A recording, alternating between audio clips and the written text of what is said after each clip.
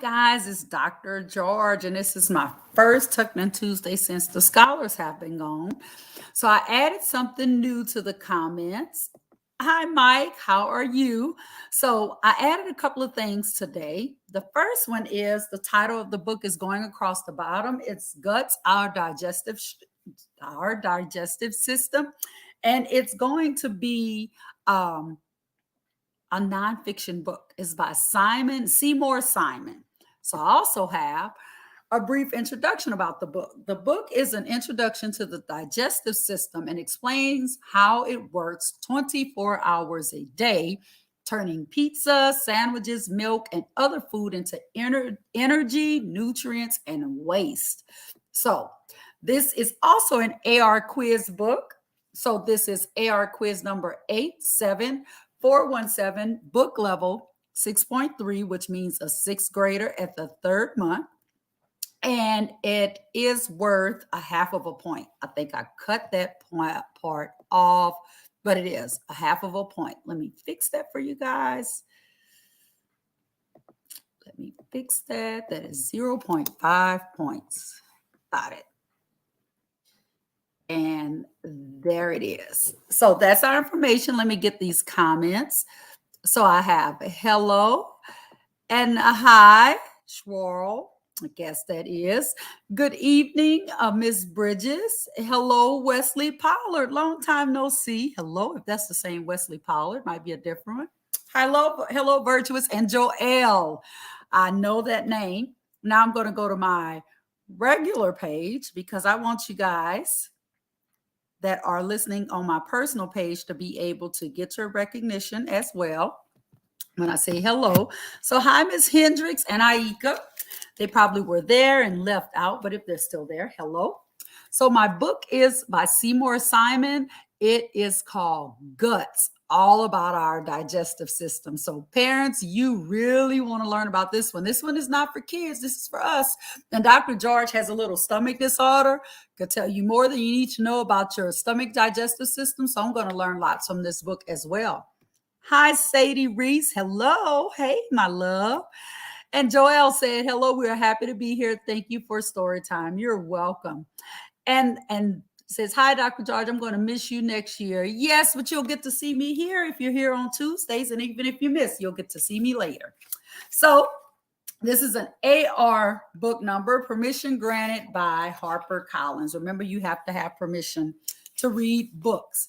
So here we go. I'm going to hide this information for now, the AR book number, but I'll keep it scrolling, the title of the book scrolling at the bottom. So Guts, Our and Digestive System by Seymour Simon. This is an updated edition, so you may see another one online.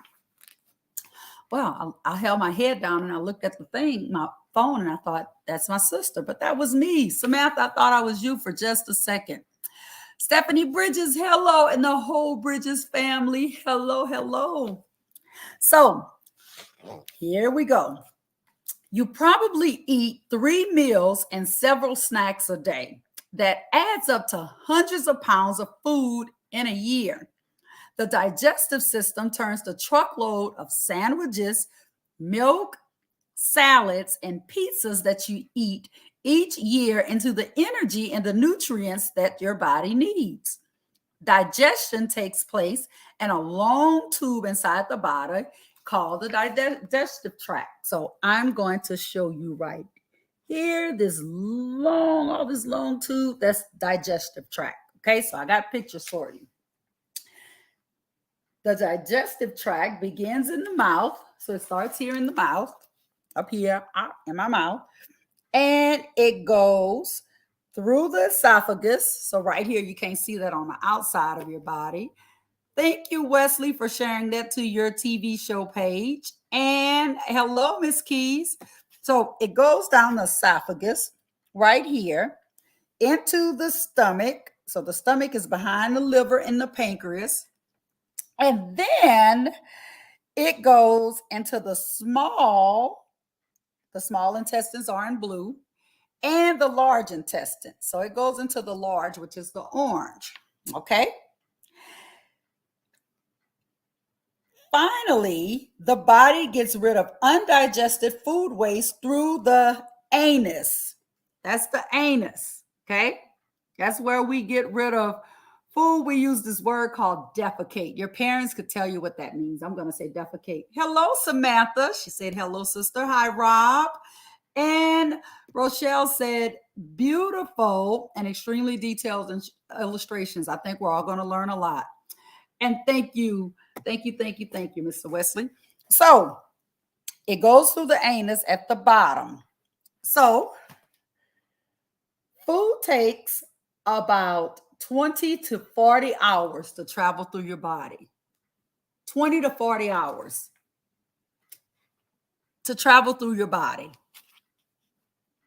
Fact number one, I learned. Hello from Maine. Hello, we love your onesie. Where did you get it? Amazon, I believe. Amazon, Miss Julian. So if you try Amazon, it's this little cute onesie. All right. Mike said this is an interesting book for the adults too. It is. So here we go. The beginning of digestion happens in our mouths. Your teeth are the hardest parts of your body. I broke one today. They have to be. You use your teeth to bite, tear, chop, and grind food you eat into smaller pieces that are easier to swallow and digest. The chisel-shaped front teeth are called incisors. So these little, some people are pointier than others. They're used to slice off chunks of food. Oh, that wasn't my incisors. The chisel, I guess that's this teeth right here. Now, the pointed canine teeth just beside the incisors are good for ripping and tearing at food. That's these things that Dr. George had filed as a young kid, a young adult rather, but they're still pointy. The flat top teeth behind the canine, so back here, back there, those are premolars and the molars. Molars are used for chewing and grinding food down to a pulp. Some animals, such as dogs and cats, just bolt down food in large chunks, like they just like that. Hello, Anastasia and Riley. But people need to chew their food slowly so that it can be swallowed and digested. Dr. George doesn't eat very slow. I got to work on that.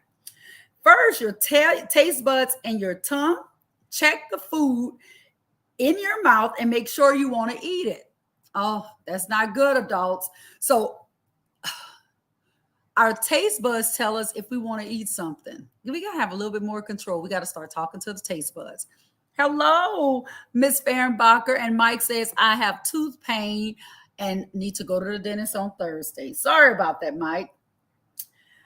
And it checks the food in your mouth to make sure you want to eat it. Then your lips and cheeks and tongue push the food back toward the molars. I thought I was doing that all by myself, but nope. Hi, Ava, Ari, and Pop Pop. How are you? Now, here is a tooth, a baby tooth with a cavity and cracks. Let me just show you that. Look at that. That's from eating sweets and food like that. Now, here is an x-ray of a child's mouth with the second set of teeth wanting to come out. So if you have a child, Shanice, if you're watching, hello, Shanice. Gabe, if you're watching, don't forget about the wisdom tooth. You're right, Mr. Pollard. You're right. I have to get it removed. You're so right. Don't forget about the wisdom tooth. So Shanice, Gabe is growing teeth. So this is an x-ray of Gabe's teeth right now, but these are the teeth waiting to come out. Look at that, all of that in his gums. Yes, Glenda, it's an awesome lesson. Sandra, hello, Sandra. Long time no see. Miss Fehrenbacher said, hello, all internet is spotty and not sure if I can catch it all. That's okay. It'll be up here. Cindy White said, I believe it's pronounced incisors. Is that right, Cindy? I always need y'all to correct me. That helps me. I had 3 wisdom teeth pulled. I still have 1 left. Let me know if I did a good job, incisors. All right. Here is a salivary gland. Tell me if I'm saying this wrong, because I want kids to know you can make mistakes, but keep reading. Hi, Miss Fisher and Miss Flowers and the Flowers gang. Salivary gland, one of a pair beneath the tongue. So this is beneath your tongue. All right. All this is beneath your tongue. I'm just saying. All right. So let's see what this does. You said, yes, PJ is watching with a loose tooth. Yes, PJ, you should be. Tiffany, howdy. And Virtuous said, a boy named Matthew, he says hello and wants to know what you are wearing. I'm wearing, I guess, kind of a dragon onesie. And Cindy said it sounds like incisors. Gotcha, Cindy. Thanks for the enunciation help. I needed that. Incisors. So here we go. Tiffany, this is all that food you feed us in the cafeteria is telling us how it helps us. So the act of chewing crushes and mashes food together with watery saliva or spit. As soon as you smell the odor of a food you like, your mouth begins to water or salivate. So think about a food. I thought about a hot dog. Yep, it's happening. Starting to salivate. Saliva comes from 3 pairs of salivary glands at the back of your mouth. So at the back of your mouth and underneath your tongue and under the sides of the lower jaw. Saliva contains substances called enzymes, which help break down food into nutrients that the body can use. There are thousands of digestive enzymes throughout the human digestive system. For example, one enzyme in saliva is called amylase, starts the breakdown of larger molecules of starch into smaller, simpler molecules of sugar. Oh, this is, he said the onesie is called a figment. Thank you, Mike. And she said, this is Lillian Boudreaux. Hi, Lillian. I just want to say that I love you and you are a great principal and I will never forget you. And I will never forget you, Lillian. As long as I'm here, I'll never forget you. Hello, Gloria. Thank you all for joining. This is a really good book. So you can see this for yourself by chewing on a piece of bread and letting it stay in your mouth. So after this, because I don't want you to miss anything, or if you just happen to sit by a table with a slice of bread in your hand, well, lucky you, you take that little piece of bread, put it in your mouth, and let it stay there. Bread is a starchy food without much of a taste. But after a few minutes, the chewed bread will begin to taste sweet. Hi, Chelsea. It'll start tasting sweet. Ms. Moore, hello. The wet lump of chewed food. Hold on. Now try chewing on a piece of non-starchy food, such as a peanut, if you don't have peanut allergies, or a piece of cheese.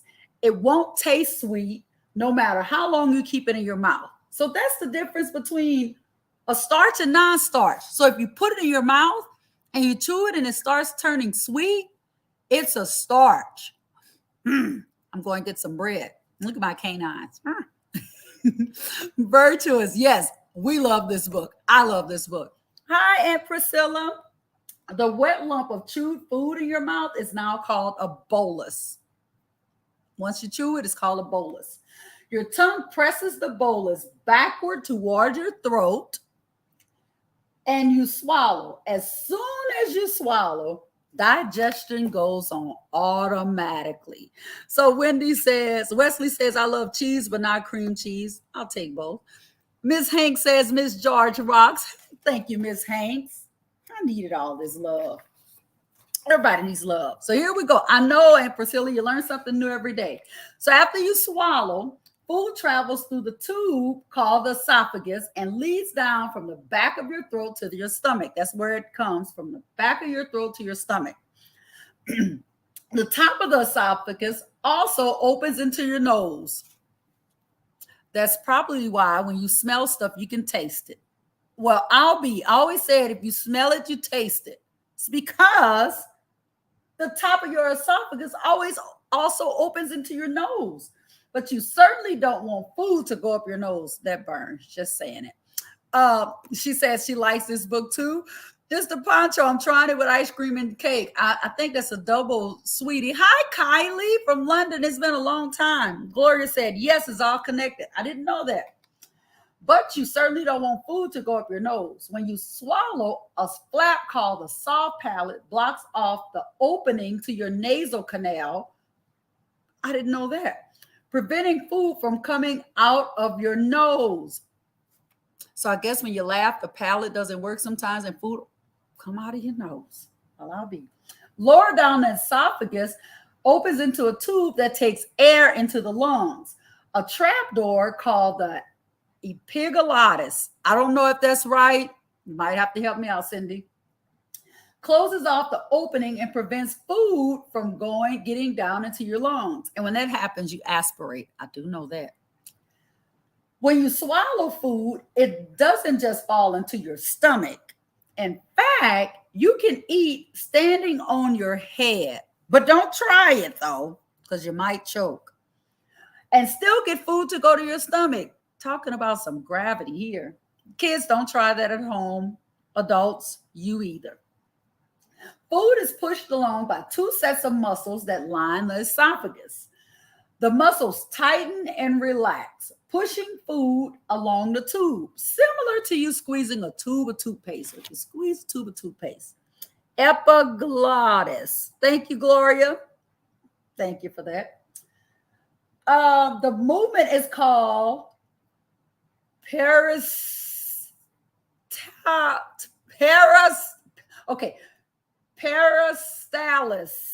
Y'all have to, this is medical terminology, and Dr. George is not ashamed because I've never seen this word before. There it is, right there in bold letters. Help me out with that word. Thick, slimy mucus coats the inside of your gut and makes it easier for food to slip along. So here you go. You ready? Your esophagus leads from your mouth to your stomach, and if you've never seen it, that's your esophagus. It is not cute at all. I thought it was just, it even looks like a little creature. Hi, Sharon. Yes, ew, food in your nose. That never feels good, Lillian. So here we go. Point to your stomach. You think you point to your stomach? Guess what? It's not behind your belly button. So if you point it to your belly button, that's not your stomach. It's not behind your belly button, but it's higher up, tucked just beneath the left side of your rib cage. So here's my rib cage. Let me see if I can. Here's my rib cage here. It's right there. An empty stomach is shaped like the letter J. Empty stomach shaped like the letter J. And it's about as big as your fist. So you guys stuff, and me too, stuff all that food right here. Cindy said there might be something at the end of the book that helps with the pronunciation of words. Yep, for people like me, that would help. Hi, Billy. If you want to go on a diet, I think this book will help anybody. So an empty stomach is shaped like the letter J. I don't think mine looks like a J right now. And it is about as big as your fist. Deep, soft folds called gastric rugae line the inside of your stomach. After you eat a meal, the folds flatten out and your stomach swells up. So it has grooves in it when it's empty. So the grooves flatten, and your stomach swells up, and it can get as big as a boxing glove. So that goes from a fist to like this big. Oh, that's gonna hurt. Once the chewed up food enters the stomach, the food is mixed with a fluid called gastric or stomach juice. Millions of tiny pits in the wall of the stomach contain glands that produce gastric juice. So this is what an empty stomach should look like. I always thought my stomach looked like I thought a stomach was just like a little semicircle. Yes. Happy day. Wash your hands. That's right. Yeah. After reading this, wash your hands. So that's what an empty stomach looks like. The stomach produces about 8 cups of gastric juice every day. 8 cups. Gastric juice is made up of different substances that help to digest food. One of these, hydrochloric acid, helps to soften food. The acid bath also helps to kill any germs in food. Digestive enzymes and watery mucus make up the rest of gastric juices. Hydrochloric acid is so powerful that it could burn a hole in clothing or dissolve an iron nail. So why doesn't it burn holes in the walls of your stomach? I'd like to know that. The reason is that it's lined with a coating of protective mucus. This is amazing. Even so, the mucus cells wear out quickly and are replaced because it does eat away at those. I know, Sharon. Every 3 or 4 days, you have an entirely new stomach lining. Now, that is facts, buddy. I did not know. Every 3 or 4 days, I get a brand new stomach lining. Did you guys know that? If you knew that, please tell me you knew that, because I didn't know that. So here's the inside of your stomach. There it is. Yep. Remember they said it flattens out? No. Jeez. Now, here we go with another word. I've seen it before, but let's see how we do. I'm looking to see if you guys knew that fact. Did not know that. Thank you for being honest, Wesley. I didn't. Gloria said she knew. That's my sister. That's why I made a teasy face. She knew. I didn't know that. And let's see. Mike said, you learn something new every day. I do, Mike. And Sharon says, no good information. She goes, no, but that's good information. So when people say, something's changed, say, the lining of my stomach, that's what you got to say. Chelsea Moore, learn something new. I did too. Now, the soupy mixture of food and gastric juices in your stomach is called chyme. Chyme. Maybe it's chyme. Help me out. When the chyme or the chyme, I think it's chyme. You know what? I'm going to put it in my pronunciation thing. Let's see. Pronunciation. Let's see. It is, let's see. I'm listening to the word. Chyme. So it is chyme. All right. Life is learning. So she said, Lillian said she knew that. Teresa said, life is learning. It is. Gloria said first, Anastasia, first pronunciation was correct. So when I looked it up on the dictionary, it said chyme is correct. So I don't know. All right. Here's another one of those words. When chyme is liquid enough, this word. Peristalsis moves the food downward to the end of the stomach. Sometimes peristaltic waves help to get rid of harmful food that isn't properly digested because you are sick or because the food is bad. The waves push food upward toward the esophagus and out through your mouth as vomit. Did you know that? You don't just vomit. It's because your body, those waves are helping to get rid of food that could harm you that isn't properly digested. That's why we vomit. That's amazing. In the vomit, you can see what food looks like in your stomach. Not a pretty sight. Not a pretty smell. At the bottom of your stomach is a ring of muscles called the pyloric sphincter. When the food first enters the stomach, the sphincter is closed so tightly like this that nothing can leave. 3 sets of powerful muscles make up most of the stomach wall. The muscles squeeze and tighten about 3 times a minute, mixing and churning the food inside. So that's what it looks like. And it says this is seen through a tiny camera known as a pill camera. So that's what it looks like. It's not fun to vomit, especially when it tries to go up to the nose. Yeah. Anastasia says she's been pronouncing it wrong. Hey, it's a world of learning today. I looked it up. Don't worry about it, Anastasia. You got a lot of life to learn, according to this book. So as food is digested, the muscles start to relax. With each peristaltic wave, a squirt of chyme passes into the small intestines, just a little squirt. Food stays in the stomach for different amounts of time. Water passes through very quickly. Meals made up mostly of breads or pasta pass through in an hour or so. So that cake you're eating, Mr. Pancho, you got about an hour to get rid of it. It says, but greasy, fatty foods, such as double cheeseburgers that I love, Double cheeseburgers and fries stay in the stomach for 3 to 4 hours or longer.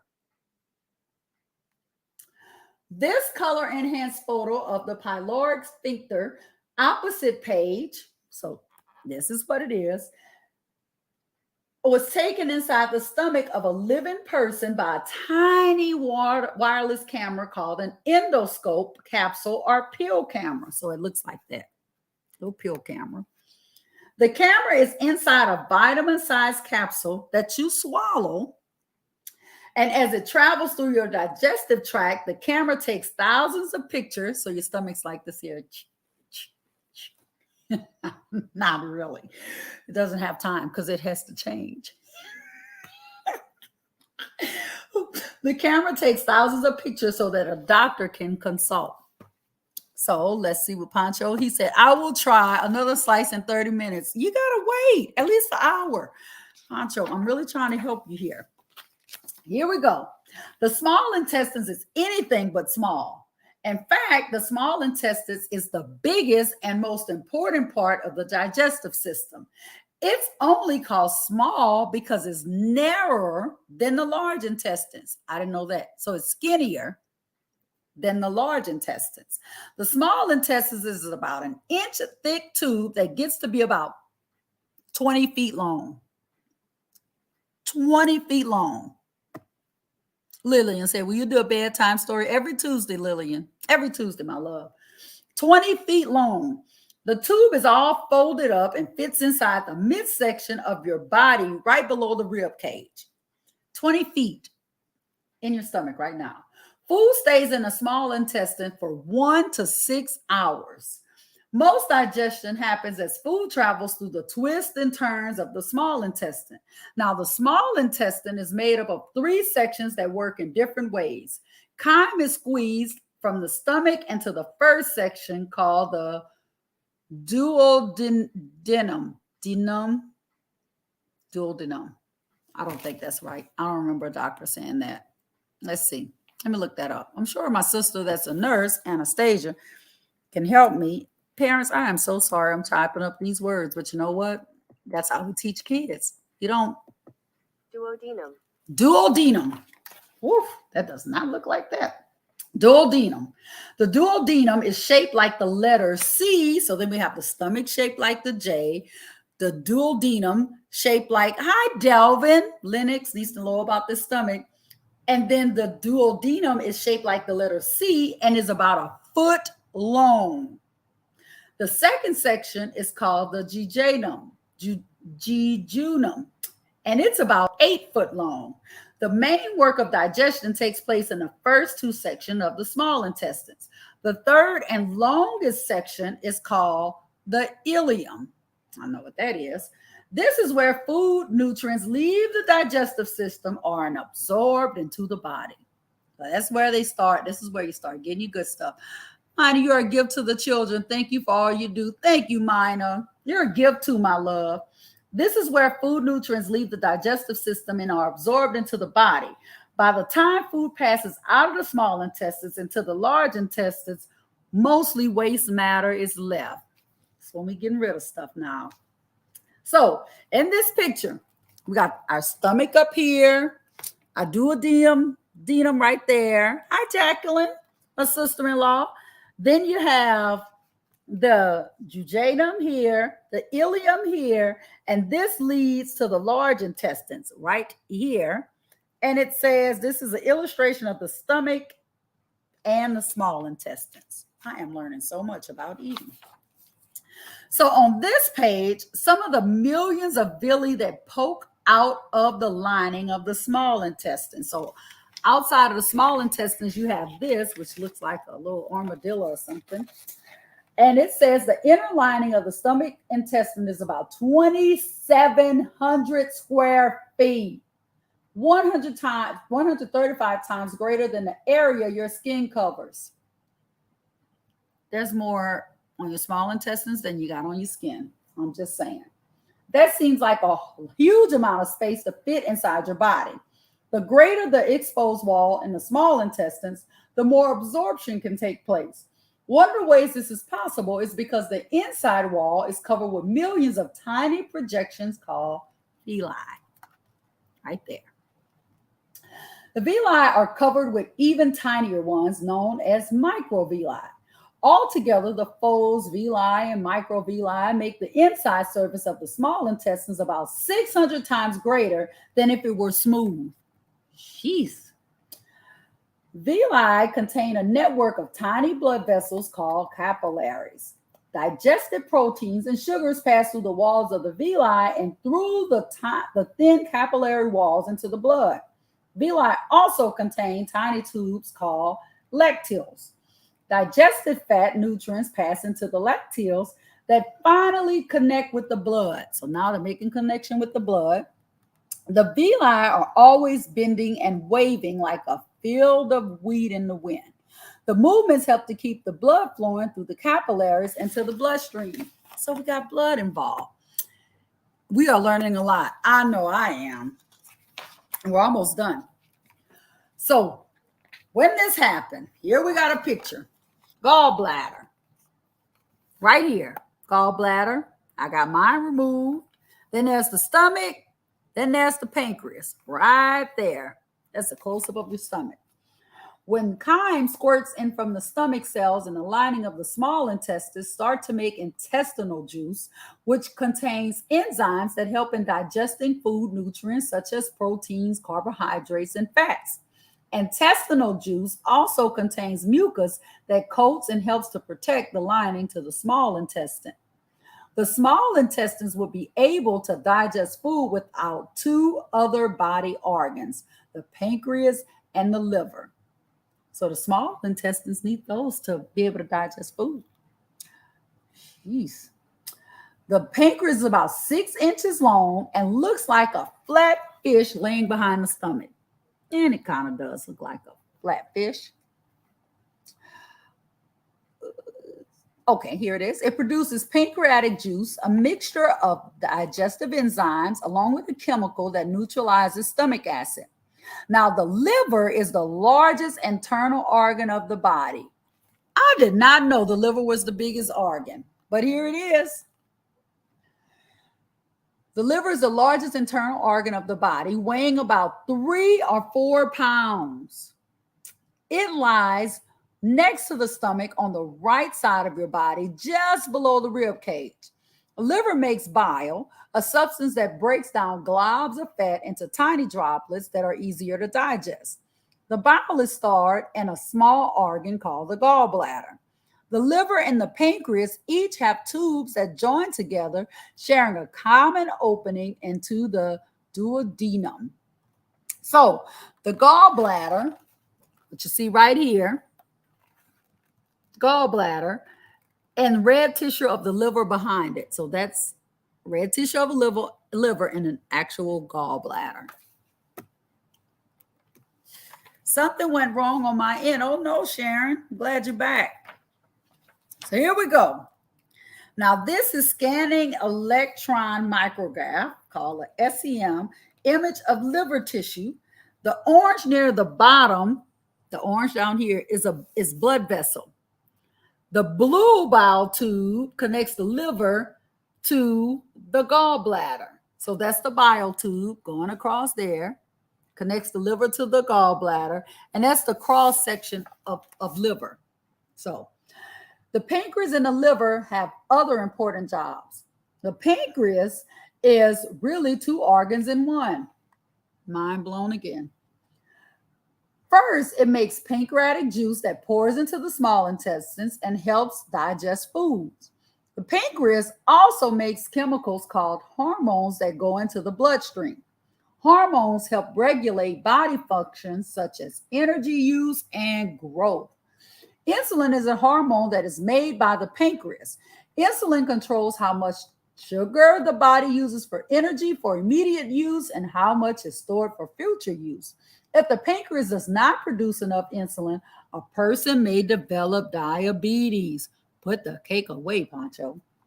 Diabetes is a disease in which the sugar level in the blood is not controlled. The liver is the body's chemical factory, not only producing bile, but also doing hundreds of other jobs in the body. The liver stores sugar in one chemical form and then changes the sugar into another form when the body needs energy.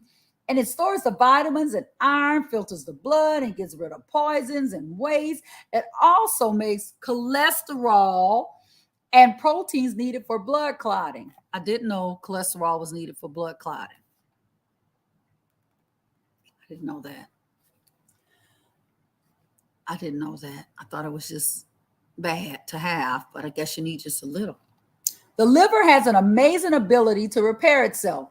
Even if most of it is injured, the small piece remaining can grow back to a full-size organ. So if you mess up your liver, it grows a new one. You get a whole new one.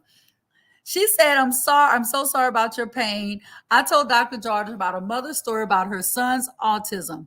The book is offered on Amazon, and it is called Forever Boy by Kate Swinson. The book is on sale today for $11.97.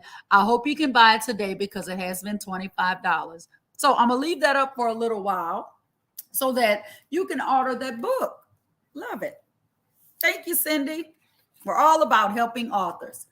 So here's a colored x-ray photo of a healthy large intestines in blue. That's our healthy large intestines. The large intestine is the last part of the gut. We're at the end. It's much smaller than the small intestines, about 5 to 6 feet long, but it's called the large intestines because it's 2 to 3 inches wide, more than twice as wide as the small intestines. The first part of the large intestines is the colon. The small intestines joins the colon at the lower right side of the midsection.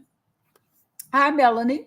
The colon goes up the right side, bends sideways below your rib cage, and then turns downward and back to connect with your rectum.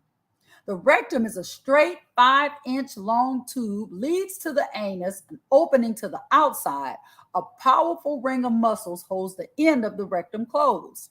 A lot of water is needed to move food through the gut and help digestion, but the body does not lose the water. Here we go. Fact check in. As you put a little face, there's a good cholesterol and bad. Yes, LDL and HDL. I learned that, Cindy. Oh, we're almost done, Rochelle. Good night, Dr. George. PJ is over the moon when you mention his name. Thanks for the story. Oh, he wanted me to let you know he's excited about first grade next year. And first grade should be excited about having you, PJ. So, you need a lot of water. As the remains of the food travel through the large intestine, most of the water, along with minerals and vitamins, is absorbed back into the body. Digested food spends 5 to 10 hours in the large intestines and turns into masses called feces. Kids, I'm just going to say it. Feces is also what kids call poop. Yes, Gatsy, this is good. So now we're getting rid of stuff in our body. Feces contain water, undigested food material, dead body cells, and bacteria. Feces are expelled through the anus. This is called defecation, the final part of digestion. I have J on too. You have PJs on too. And now we're at the end. So there's our large intestines here, our appendix right there. The lining of the large intestines, that's what your large intestine looks like, is much smoother than the lining of the small intestines. It doesn't have villi, but it does have small glands that produce mucus. The inside of the large intestine is covered with cells to absorb water. There are more bacteria in the large intestine than in any other part of the body. The bacteria here are typically not harmful, though they break down waste, and some bacteria even make vitamins that the body can use. But bacteria working on waste produce gas bubbles. Sometimes the gas makes embarrassing noises or producing bad smells when it's expelled. Now, that's a nice way to put it. This is Keisha, Jackie's daughter, and Kaylin, Jackie's granddaughter. We're loving this. #future nurse. I love this, Makisha. Thanks for tuning in. One small organ attached to the digestive system is the appendix. Scientists recently discovered that it is a safe place to store good bacteria used to help digest food. It is connected to the first part of the large intestines, just where it joins the small intestines. But the appendix may cause trouble in people when it gets infected so badly that it has to be removed. And the last page. Now, I have an illustration of a norovirus cell invading part of the small intestines. Noroviruses are the common cause of stomach problem in humans. So all of you with the stomach bug that's been going around, you say bad norovirus. So you see those little viruses, they have them drawn though, those are invading the intestines. So most of the time, the digestive system works just fine, but sometimes things can go wrong. You can get an upset stomach because you've eaten something that has spoiled. Harmful bacteria or viruses can also cause an upset stomach. Diarrhea is when you have watery feces and need to use the toilet often. Constipation is when you have hard feces that are difficult to get out. Heartburn and indigestion are sometimes caused by eating too quickly and not relaxing while you eat. They can also be caused by certain foods to which you have an allergy. Hi, Deborah. Eating the right kinds of food in the right amounts, neither too much nor too little, can prevent many digestive problems. A healthy food plate consists of a large serving of vegetables, equal portions of fruits, grains, and proteins, and a small serving of milk. Small serving of milk or other dairy products. Hello, Tiffany. And yes, we learned so much today. Yes, Joelle, I did too. No, I don't want you to go, but I love you. Good night. I'll be here just a little bit more.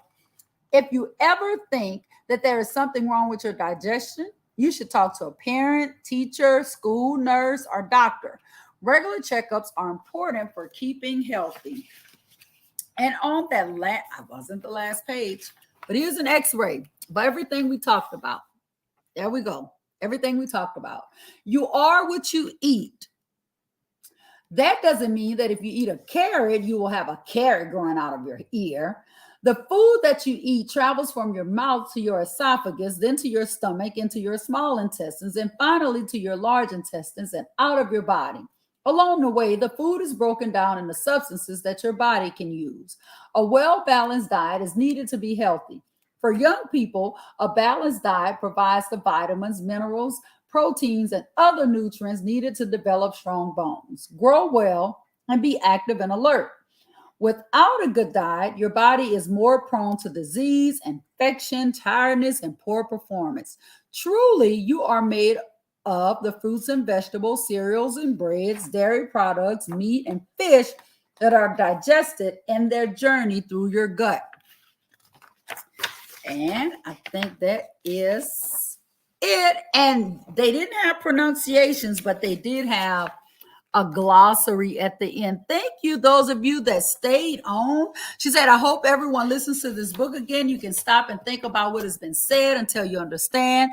That is the beauty of listening to books that are difficult to understand. Thank you, Dr. George. And I have a little surprise, personal, but I have to share this because vulnerability, right? People don't know if you don't tell them.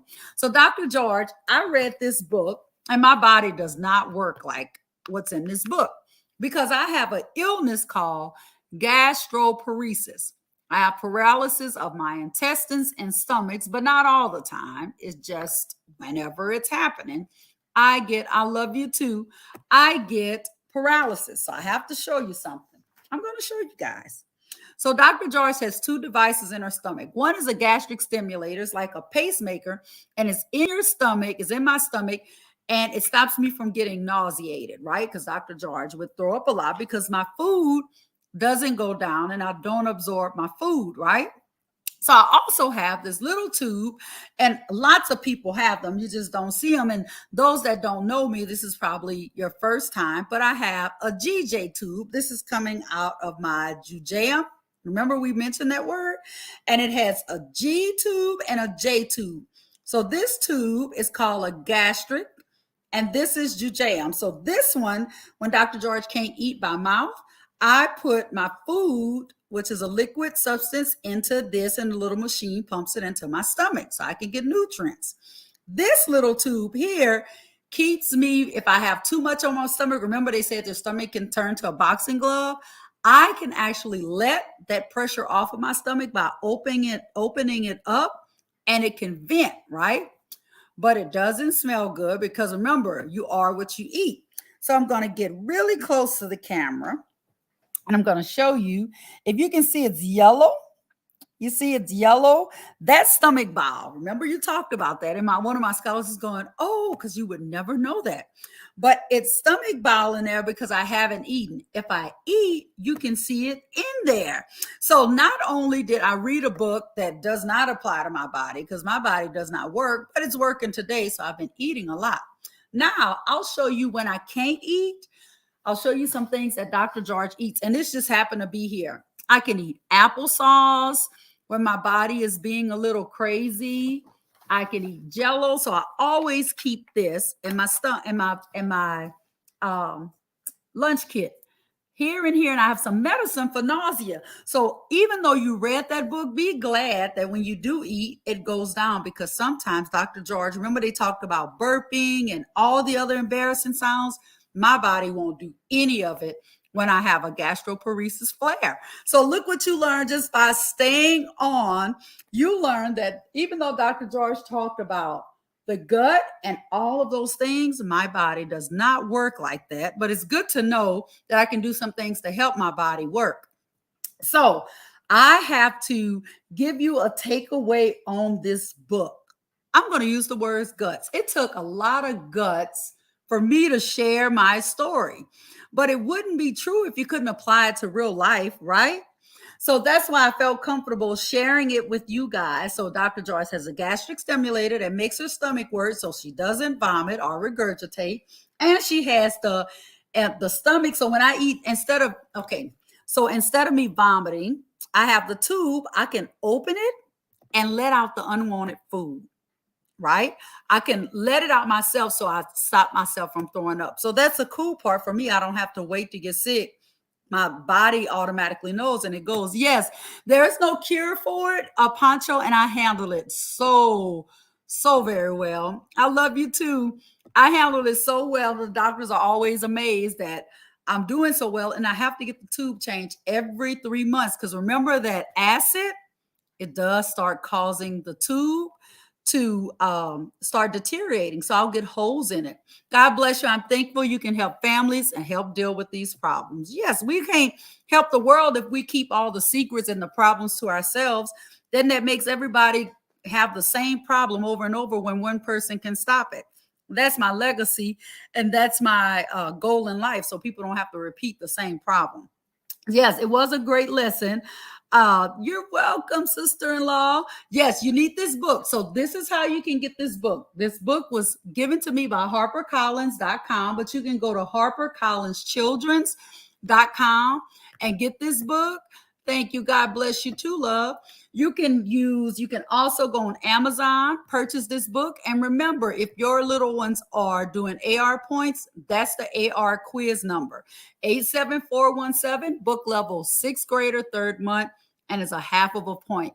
Thank you all. I'll be back next Tuesday. And because you guys were so interested, he has a series of these books. And I may just go ahead and try to find Seymour Simon. Maybe we can get him on Tucked In Tuesdays. I'll work on that for next Tuesday. But this book was fabulous, guys. Remember, my biggest takeaway is take care of yourself. Nobody else lives in your body but you. Don't live your life for others because they don't live in your body. So if you're eating and you feel good, eat your food. If you're having a scale back, but make sure you're doing it for your body because nobody else lives in it. They just get to look at it, but they don't get to live in it. So take care of yourself. Make sure that you love yourself every day, all day, because if you don't love yourself, nobody else will. You have to love yourself first. And if nobody else tells you, you know who loves you, Dr. George. Good night, guys. See you next Tuesday. And send me positive vibes so I can get Mr. Seymour on the next Tucked In Tuesdays. See you guys next Tuesday, 7:30 p.m. Central Time. Good night.